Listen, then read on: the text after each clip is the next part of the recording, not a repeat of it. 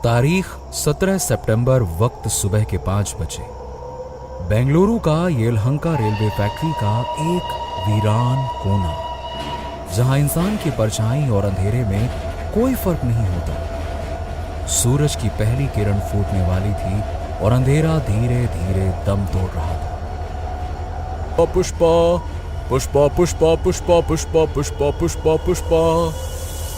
लगभग 50 साल का एक आदमी, जो कि रेलवे में एक मैकेनिक था, अपने कुछ औजारों के साथ उस यार्ड में आया। उसे एक पुरानी और जंग खाई हुई बोगी की मरम्मत करनी थी।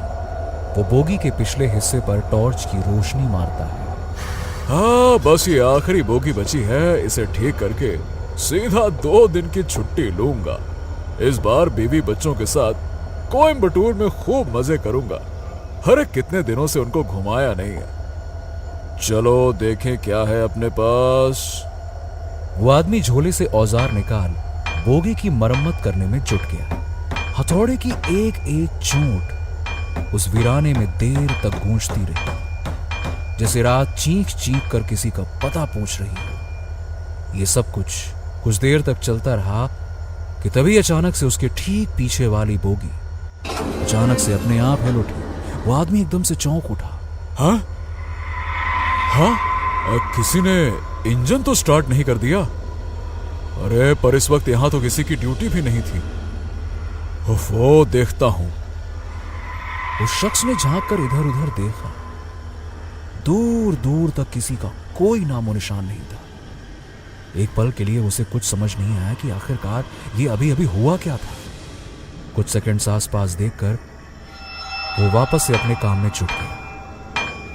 लेकिन तभी अचानक से उस आदमी के ठीक पीछे वाली बोगी में एक बार फिर से हरकत हुई और उसे कुछ समझ नहीं आया कि आखिरकार ये सब हुआ क्या अचानक से। कौन है? कौन है? कौन उधर?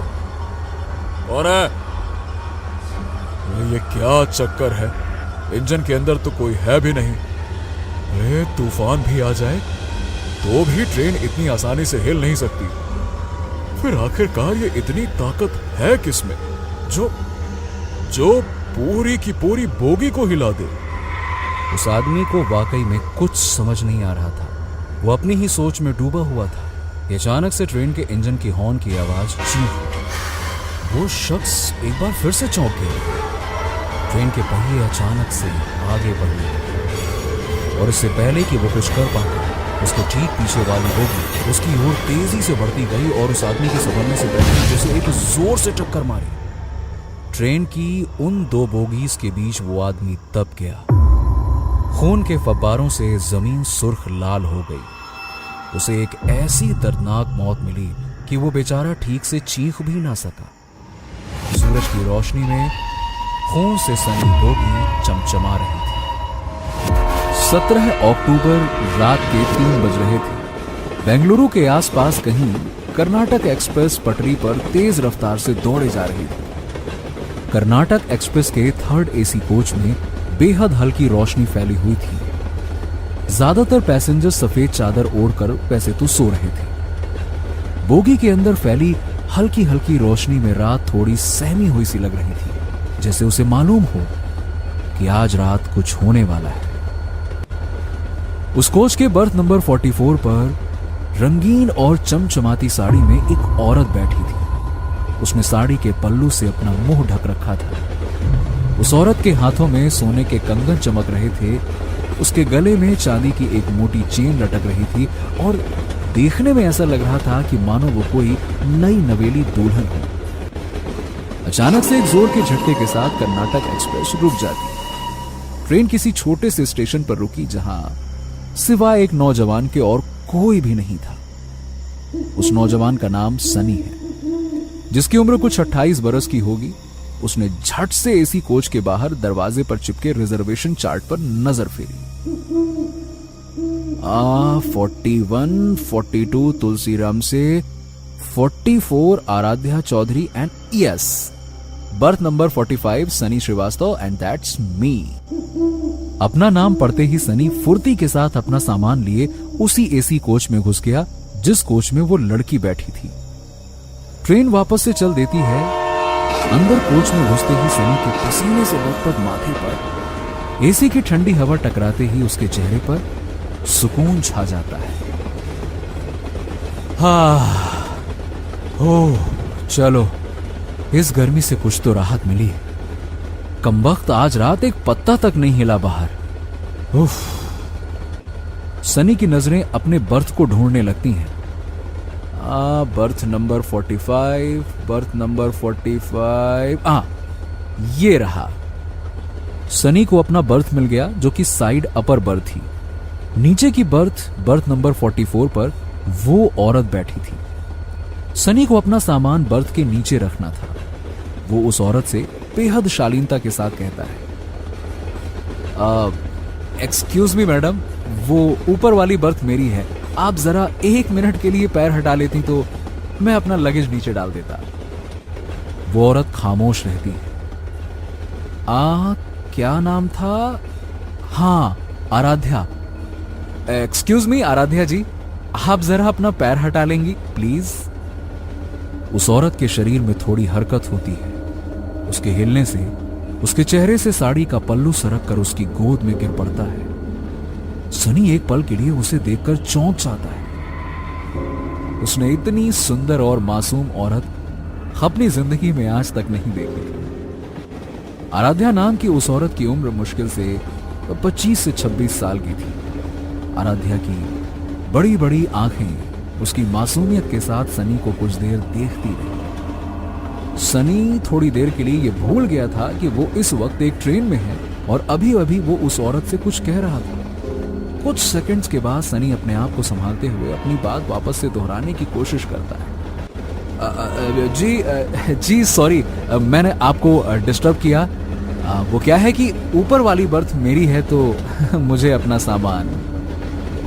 सनी के कुछ कहने से पहले ही आराध्या ने अपने पैर बर्थ पर रख लिए। उसने अपना सामान बर्थ के नीचे रख दिया। वैसे तो काफी रात हो चुकी थी और बाकी के लोग सो रहे थे, पर सनी को नींद नहीं आ रही थी, तो उसने सोचा कि क्यों ना थोड़ी देर नीचे ही बैठा जाए।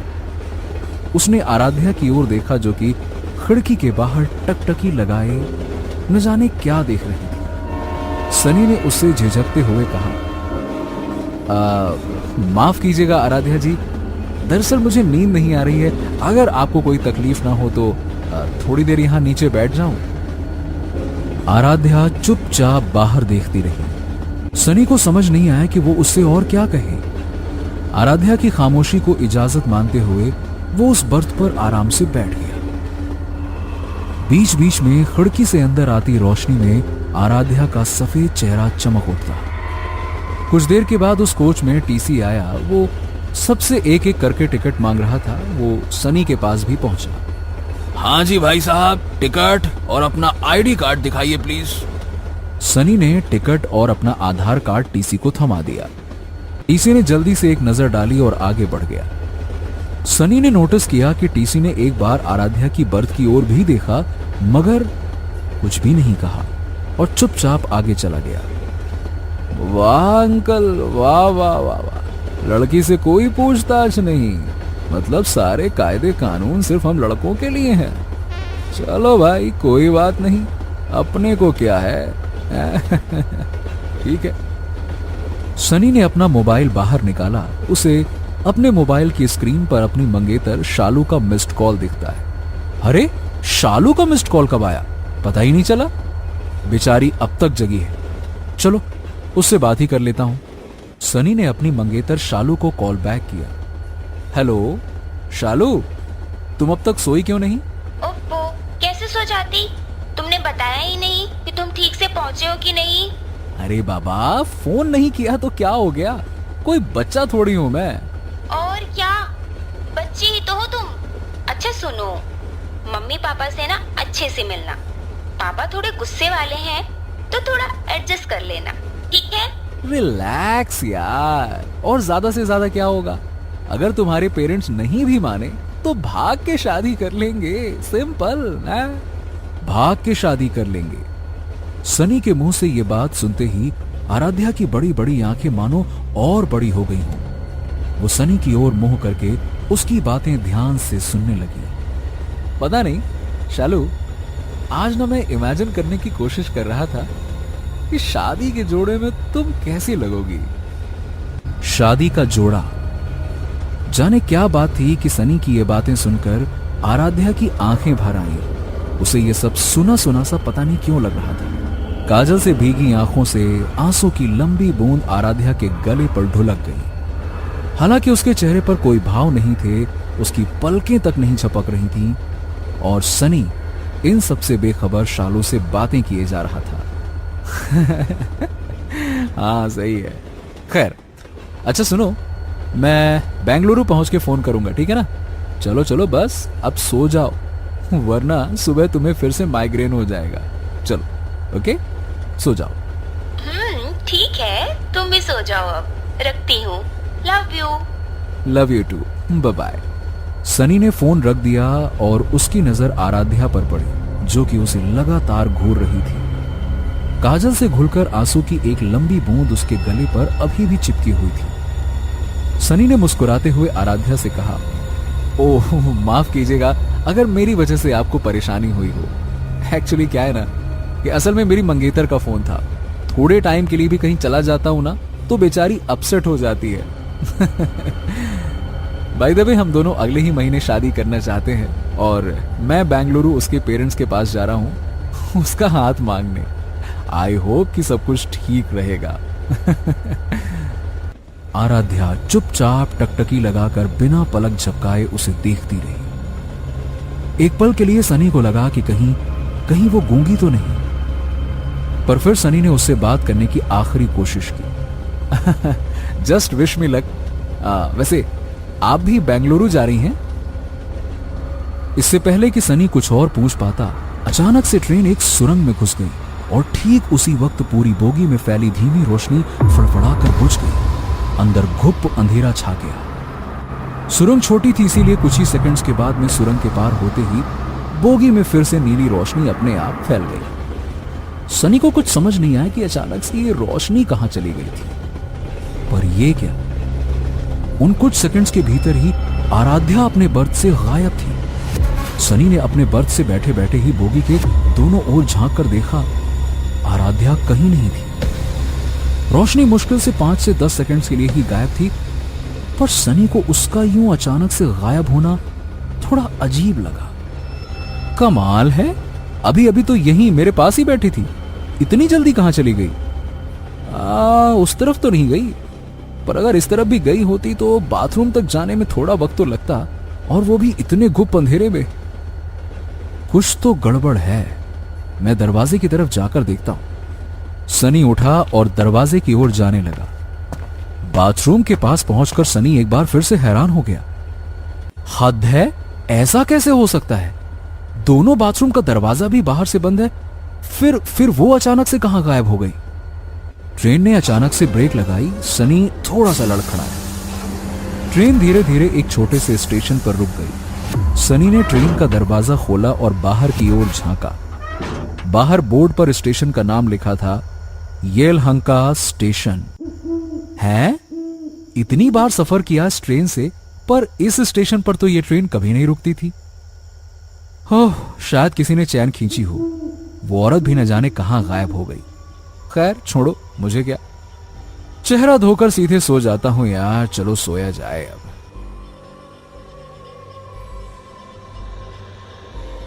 सनी ने बेसिन के ऊपर लगे आईने में अपना चेहरा देखा।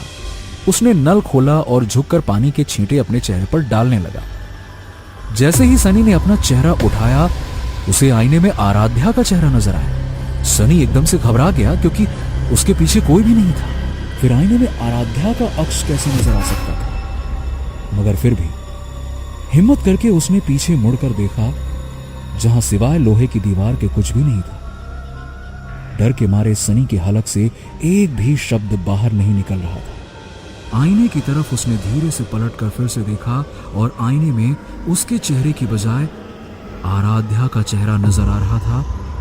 अचानक से आईना खुद ब खुद टूटकर चकनाचूर हो गया।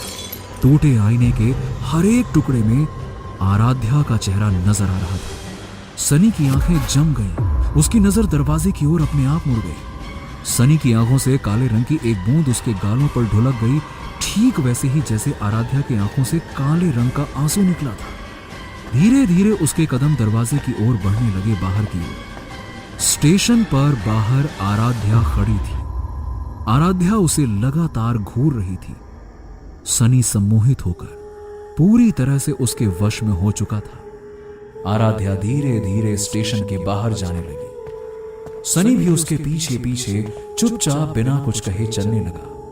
ट्रेन ने जोर से हॉर्न बजाई और स्टेशन से धीरे धीरे विदा होने लगी। स्टेशन से सनी और आराध्या रात के अंधेरे में ओझल हो गए और प्लेटफॉर्म से कर्नाटका एक्सप्रेस। आराध्या किसी शिकारी शेरनी की तरह आगे आगे चली जा रही थी और सनी किसी पालतू हिरण के बच्चे की तरह बिना कुछ बोले उसके पीछे पीछे चलता जा रहा था। चारों ओर सिर्फ झींगुरों और सूखे पत्तों की आवाज हो रही थी। वो दोनों एक पुराने गेट से होते हुए एक बड़े यार्ड के अंदर पहुंचे, जहां पटरियों पर जंग लगे पुराने ट्रेनों की बोगियां खड़ी हुई थीं। उनमें से एक बोगी के सामने आराध्या अचानक से रुक गई और उसके पीछे सनी। एक जोर के झटके के साथ बोगी के दरवाजे का लॉक टूट गया और दरवाजा धीरे धीरे खुलने लगा। आराध्या बोगी के अंदर चली गई और उसके पीछे पीछे सनी। बोगी का दरवाजा वापस से एक जोर की आवाज के साथ बंद हो गया। सनी के अंदर जाने के अगले ही पल बोगी की लाइट जल उठी। कुछ देर तक खामोशी छाई रही और अचानक एक जोर की चीख के साथ सनी का कटा हुआ सर खिड़की पर जोर से टकराता है। खिड़की खून से सनकर लाल हो जाती है। उस यार्ड के मनहूस वीराने में रात एक और खौफनाक मौत की गवाह बन गई। ब्रेकिंग न्यूज, एक और बड़ी खबर आ रही है बेंगलुरु से, जहां येलहंका रेलवे फैक्ट्री में आज सुबह एक और खौफनाक कत्ल को अंजाम दिया गया। जी हां, ब्रेकिंग न्यूज, लगातार चौथी दर्दनाक मौत। हाँ बोल दीप्ति। जल्दी से ऑफिस आ जा, बॉस ने इमरजेंसी मीटिंग बुलाई है। अमेरिकन क्लाइंट है, ऑनलाइन प्रेजेंटेशन है and they need the best coder, जो कि तू है। तो बस जल्दी से आ जा यहाँ। दीप्ति, बॉस को बोल दे मैं नहीं आ सकती। अमेरिका से बड़ी इमरजेंसी यहाँ लगी है। कल मिलती हूँ। अरे लेकिन देविका। देविका हेगड़े, उम्र 26 साल, बेंगलुरु की एक बड़ी आईटी कंपनी की एक सुपर ब्रिलियंट कोडर, स्वभाव से झक्की और तेवर की गरम। ये देविका के व्यक्तित्व का वो सच है जिसे दुनिया जानती है, लेकिन देविका का एक दूसरा सच भी है जिसे सिर्फ वही जानती है, और वो है कि देविका को स्कूल में ही सुपर नेचुरल सब्जेक्ट्स में इंटरेस्ट आने लगे थे।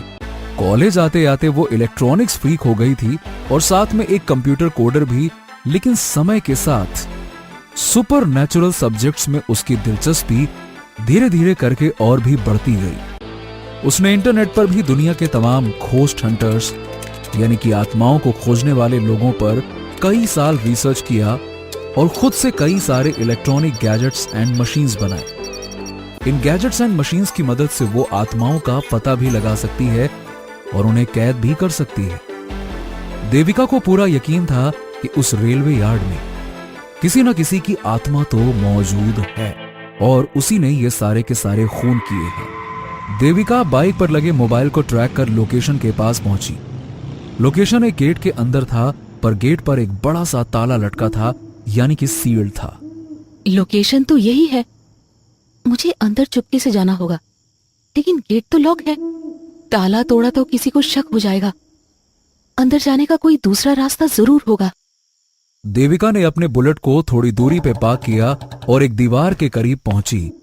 उसने देखा कि थोड़ी दूरी पे दीवार का एक हिस्सा टूटा हुआ है। देविका उस टूटे हिस्से से गुजरकर बड़े आराम से कैंपस के अंदर आ गई। देविका ने चारों ओर नजर घुमाई। सूरज ढल चुका था और अंधेरा धीरे धीरे दबे पांव फैल रहा था। देविका ने अपने बैग से कुछ गैजेट्स निकाले। उसने एक ईएमएफ मीटर को घड़ी की तरह अपने कलाई पर बांध दिया। जब क्या होता था कि कोई आत्मा आसपास मौजूद हो तो ईएमएफ मीटर की लाइट जल उठती थी। देविका ने ईएमएफ मीटर ऑन किया और आसपास इधर उधर चलने लगी। अगर उस आत्मा ने वाकई में 4 खून किए हैं तो पीली की जगह लाल बत्ती जलनी चाहिए, और अगर लाल बत्ती जली तो इसका मतलब होगा कि मेरा सामना एक बहुत जिद्दी और गुस्सैल आत्मा से होने वाला है। देविका कुछ देर इधर उधर घूमती रही, पर किसी भी मशीन में कोई भी हरकत नहीं हुई। लेकिन उसी वक्त देविका की नजर उस बोगी पर पड़ी जहां आज सुबह सनी की मौत हुई थी। उस जगह को पीली पट्टियों से घेर दिया गया था। देविका ने देखा कि इस वीराने में आसपास कोई नहीं है। देविका क्राइम सीन पर पहुंचती है। उसने अपने 2-3 मशीन्स और भी ऑन किए। 1 घंटे से ऊपर हो चुका है, किसी का कुछ पता नहीं। कहीं ऐसा तो नहीं कि सारे खून किसी आत्मा ने नहीं बल्कि किसी इंसान ने किए हो। पर मेरा दिल कह रहा है यहाँ कुछ तो है, थोड़ी देर और देखती हूँ। देविका ये सब कुछ सोच ही रही थी कि अचानक से ईएमएफ मीटर से बीप बीप की आवाज आने लगी। देविका ने तुरंत ईएमएफ मशीन पर लगे स्पेशल थर्मोमीटर को देखा। उस पर टेम्परेचर की डिग्री अपने आप ऊपर होने लगी, जिसका मतलब ये साफ था कि कोई ना कोई अदृश्य शक्ति आसपास ही है। देविका का अंदेशा बिल्कुल सही था। उसी वक्त ईएमएफ मीटर की सुई भी हिलने लगी और एकदम से लाल बत्ती जल उठी। देविका ने जैसे ही आत्मा को कैद करने की बात कही, उसकी मशीन अचानक से बंद हो गई। ये क्या, इसे क्या हो गया? इससे पहले कि देविका कुछ समझ पाती, अचानक से थर्मोमीटर का टेम्परेचर बेहिसाब बढ़ने लगा और उसमें आग लग गई और मशीन देविका के हाथ से नीचे गिर गई। देविका समझ चुकी थी कि आत्मा बेहद गुस्से में है और इसे काबू कर पाना आसान तो नहीं होगा। ये आत्मा बहुत गुस्से में लग रही है, मुझे इससे बात करनी पड़ेगी। देविका झट से अपने साइड बैग से एक दूसरी मशीन निकालती है। एक छोटे से रेडियो से दिखने वाले उस मशीन में देविका अलग अलग फ्रिक्वेंसी पर जाकर आत्मा से बात करने की कोशिश करती है। सुनो, अगर तुम मुझे सुन पा रहे हो तो मुझसे बात करो। मैं तुम्हें कोई नुकसान नहीं पहुंचाऊंगी, मैं वादा करती हूँ। मैं बस तुमसे बात करना चाहती हूँ। अचानक रेडियो से कुछ अजीब सी आवाजें आने लगी। देविका उस सिग्नल की दिशा में आगे बढ़ने लगी। जैसे जैसे वो आगे बढ़ रही थी, आवाज और धीरे धीरे करके साफ होती गई। तभी देविका के कानों में एक आवाज टकराई और वो आवाज किसी और की नहीं बल्कि आराध्या की थी। चली जा, चली जा। देविका ने गहरी सांस भरी। चली जाऊंगी, लेकिन उसके पहले तुम्हें मुझे ये बताना पड़ेगा कि तुम लोगों को मार क्यों रही हो और उन लोगों ने तुम्हारा बिगाड़ा क्या था। चली जाओ, वरना तुम्हें भी मार डालूंगी। आराध्या की रूह गुस्से में गुर्रा रही थी, पर देविका ने भी हिम्मत दिखाई। कहा ना चली जाऊंगी, लेकिन बस एक बार तुम्हें देखना चाहती हूँ। नाम क्या है तुम्हारा? देविका के ये पूछते ही आराध्या की आवाज अचानक से खामोश हो गई। कुछ सेकंड्स के बाद सामने पटरी पर खड़ी दूसरी बोगी का दरवाजा खुला और जोर की आवाज के साथ वो धीरे धीरे खुलता गया और बोगी के अंदर की सारी बत्तियां जल उठती हैं। ये आराध्या का देविका को इशारा था। वो उसे बोगी के अंदर बुला रही थी। देविका समझ गई। उसने अपना बैग उठाया और छोटे छोटे कदमों के साथ बोगी के अंदर आ गई। देविका के बोगी के अंदर आते ही दरवाजा जोर से बंद हो गया। देविका आराध्या का सामना करने को तैयार थी कि तभी अचानक से मशीन खुद से आवाज करने लगी। देविका समझ गई कि उसके पीछे कोई है। वो धीरे से पीछे की ओर मुड़ी। सामने आराध्या खड़ी थी। दोनों के बीच मुश्किल से 1 फीट का फासला था। देविका आराध्या को देख रही थी, जो कि बेहद मासूम और खूबसूरत थी। समझ नहीं आ रहा था देविका को कि आखिरकार वो लोगों को मार क्यों रही थी। देविका ने जैसे ही उससे बात करना चाहा, आराध्या जोर से चीखी और देविका को एकदम से धक्का दे दिया। देविका झटक कर दूर जा गिरी और उसके कंधे से उसका बैग भी जमीन पर गिर पड़ा। इससे पहले कि देविका अपने आप को संभाल पाती, आराध्या उस पर लगातार हमला करती रही। देविका ने चीख कर कहा, देखो, तुम्हें ये सब करने की जरूरत नहीं है। तुम मुझे मजबूर कर रही हो। मेरी बात मानो और शांत हो जाओ। मुझसे बात करो। आराध्या की रूह ने देविका की एक न सुनी और उसे इधर उधर पटकती रही। देविका के सर से खून बहने लगा। उसे बहुत जोरों का गुस्सा आया और गुस्से में वो तेजी से आराध्या की ओर बढ़ी, पर इससे पहले कि देविका कुछ कर पाती, आराध्या ने अपने हाथों से देविका की गर्दन को जोर से पकड़ लिया। देविका तड़प उठी। आराध्या की पकड़ धीरे धीरे और कसती जा रही। उसने देविका को एक हाथ से हवा में उठा लिया। देविका की सांसें जैसे टूटने से लगी। उसके माथे की नसें तन गई देविका के पास अब कोई चारा नहीं बचा था। उसने साइड बैग में लगे मशीन के बटन को दबा दिया और बटन के दबाते ही एक बहुत पतली सी और तीखी सी आवाज बोगी में फैल गई। आराध्या की आत्मा कांप उठी। बोगी के सारे शीशे एक एक करके टूटने लगे। आराध्या की आत्मा तड़पते हुए चिल्लाते हुए बोली, बंद करो इसे।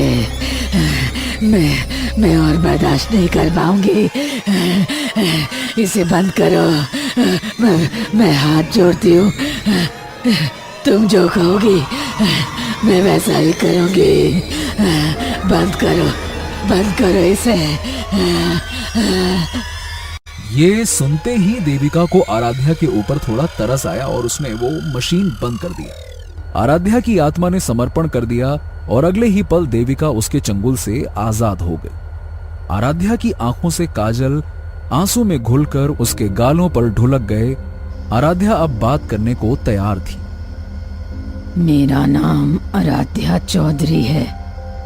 उस रात मैं बहुत खुश थी क्योंकि मेरी शादी होने वाली थी उससे, जिससे मैं पागलों की तरह प्यार करती थी। लेकिन हमारे घर वाले राजी नहीं थे। मैं घर से भाग के कोर्ट में शादी करने वाली थी। 17 जून की रात मैं कर्नाटका एक्सप्रेस से बेंगलोर जा रही थी, जहाँ पे मैं और अनिल शादी करने वाले थे। मैं खुश जरूर थी कि अगले दिन से मेरी जिंदगी बदलने वाली थी, पर मैं थोड़ी घबराई भी हुई थी क्योंकि मेरा भाई पुलिस में है और बहुत गुस्से वाला भी। मैं बहुत हिम्मत करके घर से भागी थी, बल्कि सच कहूँ तो जिंदगी में पहली बार मैं ट्रेन से अकेले सफर कर रही थी। फिर किसी छोटे स्टेशन पर ट्रेन रुकी। 50 की उम्र का एक आदमी बैग लिए मेरी बोगी के अंदर आया। मेरे ठीक ऊपर की बर्थ उसकी थी। मैं मासूम थी। दुनियादारी की कोई समझ नहीं थी मुझ में। मुझे वो आदमी बेहद शरीफ लगा। वो मेरी तरफ देखकर मुस्कुराया। मैं भी उसे देखकर मुस्कुराई। उसकी उम्र मेरे पापा की जितनी होगी। थोड़ी देर में हम दोनों बात करने लगे। मैं उसे अंकल कह के बात करने लगी। पता नहीं क्यों मुझे उस आदमी पर भरोसा हो चला था। मैंने उसे सारी बात बता दी कि मैं घर से भागकर बेंगलोर जा रही हूँ और कोर्ट में शादी करने वाली हूँ। उस आदमी ने कहा कि वो वकील है और वो हम दोनों की मदद करेगा। उसने मुझे ये कहकर डरा दिया कि हो सकता है कि बेंगलोर में मेरा भाई मुझे और अनिल को पकड़ ले। अगर मेरे भाई ने हम दोनों को पकड़ लिया तब वो हमारी मदद नहीं कर पाएगा। उसने अपनी जिंदगी में ऐसे कई सारे केस देखे हैं। मैं बहुत डर गई थी। फिर उसने कहा कि आके येलहंका स्टेशन के पास उसकी बेटी का ससुराल है। आज रात मैं वहीं रुक जाऊं और अगले दिन वो आदमी किसी दूसरे कोर्ट में हमारी शादी करा देगा, क्योंकि येलहंका में वो बहुत लोगों को जानता है। मैं उसकी बातों में आ गई और हाँ कर दिया। ये मेरी जिंदगी की सबसे बड़ी और आखिरी भूल थी। उस आदमी ने चुपके से ट्रेन का चेन खींचा और येलहंका स्टेशन के पास ही ट्रेन रुक गई। मैं अपना सारा सामान लेकर उस आदमी के साथ उतर गई। रात का वक्त था और चारों तरफ बड़ी हल्की रोशनी थी। थोड़ी देर साथ चलने के बाद पर उसने हंसकर मेरी बात टाल दी और बस चलते रहने को कहा। मैं बस 2 कदम बढ़ी ही थी कि अचानक उस आदमी ने पीछे से मेरा मुंह अपने हाथ से दबा दिया। उसने एक झटके में मेरी सोने की चेन मेरी गर्दन से निकाल ली। मैंने चिल्लाने की कोशिश की, पर वो काफी ताकतवर था। मैंने जोर से अपना दांत उसके हाथों में गाड़ दिया। वो दर्द से चीख उठा। मैंने भागने की कोशिश की, पर उससे तेज नहीं भाग पाई। उस आदमी ने मुझे फिर से पकड़ लिया। मैं डर के मारे जोर जोर से चीखने लगी। उस आदमी को गुस्सा आया और वो मेरा गला दबाने लगा। मेरा दम घुटने लगा। कुछ सेकंड के अंदर मेरी मौत हो गई। कहाँ अगले दिन मैं दुल्हन बनने वाली थी और कहाँ मेरे सामने मेरी ही लाश पड़ी हुई थी। मेरी गलती बस इतनी थी कि मैंने आंख मूंद कर उस आदमी पर भरोसा किया। मुझे लगा कि उसने मुझसे प्यार से बात की है, इसलिए वो अच्छा ही होगा। नहीं, ऐसा नहीं होता है। जो जितना प्यार से बात करता है वो उतना ही खतरनाक होता है। ये सीख इसी दुनिया ने मुझे दी और इस सीख के बदले मुझे मिली मौत। मैंने फैसला लिया कि हर वो इंसान जो प्यार से बात करने का नाटक करता है उसे मारना होगा। आराध्या, तुम्हारी उम्र इतनी भी नहीं हुई थी कि दुनिया का सच समझ पाती। मुझे तुम्हारे लिए बहुत दुख है, लेकिन आराध, तुम्हारी ये सोच बिल्कुल गलत है। तुम तो लव मैरिज करने वाली थी ना। प्यार से तो सनी भी बात किया करता था ना। जब वो तुम्हारे सामने आएगा तो क्या उसे भी मार दोगी?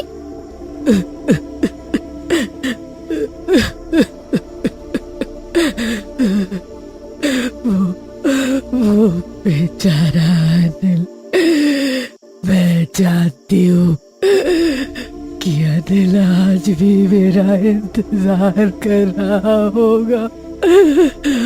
महीने की हर 17 तारीख को मैं इसी कर्नाटका एक्सप्रेस पर चढ़ती हूँ कि बेंगलोर पहुंचकर अनिल से मिलूंगी, पर ऐसा कभी नहीं हो सकेगा। काश मैं जानती हूँ कि अनिल आज भी मेरा इंतजार कर रहा होगा। महीने की हर 17 तारीख को मैं इसी कर्नाटका एक्सप्रेस पर चढ़ती हूँ कि बेंगलोर पहुंचकर अनिल से मिलूंगी, पर ऐसा कभी नहीं हो सकेगा। काश मैं उसे बोल पाती कि मेरा इंतजार ना करे।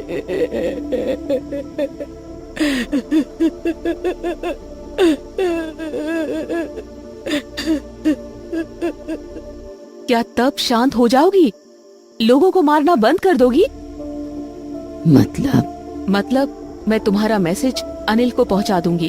तुम? मगर ऐसा कैसे होगा? इस मशीन में तुम्हारी आवाज रिकॉर्ड हो जाएगी, फिर तुम्हारा मैसेज अनिल को दे दूंगी। It's my promise. लेकिन तुम्हें वादा करना होगा कि तुम अब किसी को नहीं मारोगी। वादा करती हूँ। अनिल, तुमसे जीते जी मोहब्बत की थी और मरने के बाद भी करती हूँ, लेकिन मैं हमेशा हमेशा के लिए जा चुकी हूँ। मुझे मुक्ति चाहिए और तुम्हारा इंतजार मेरी भटकती आत्मा को ये दुनिया छोड़ने नहीं देगा। अनिल, प्लीज इसे मेरी आखिरी ख्वाहिश समझना। मुझे भूल जाओ और नई जिंदगी शुरू करो। हमेशा खुश रहना। तुम्हारी आराध्या। आराध्या की आत्मा अब मुक्त हो गई। देविका खुश थी कि शहर में अब और कत्ल नहीं होंगे, मगर क्या देविका का ऐसा सोचना सही था? दोस्तों, कैसी लगी आपको ये खौफनाक और रोमांचक कहानी नीचे कमेंट करके जरूर बताइए। और अगर आपको ये कहानी पसंद आई तो लाइक, शेयर और भूतनाशक पार्टी को सब्सक्राइब करना ना भूलें। हर शुक्रवार हम लाएंगे एक नई हॉरर स्टोरी, तो तुरंत बेल आइकन को दबा दें ताकि ऐसी ही हैरत अंगेज कहानी आपसे कभी छूट ना जाए, क्योंकि डरोगे तभी तो आगे बढ़ोगे।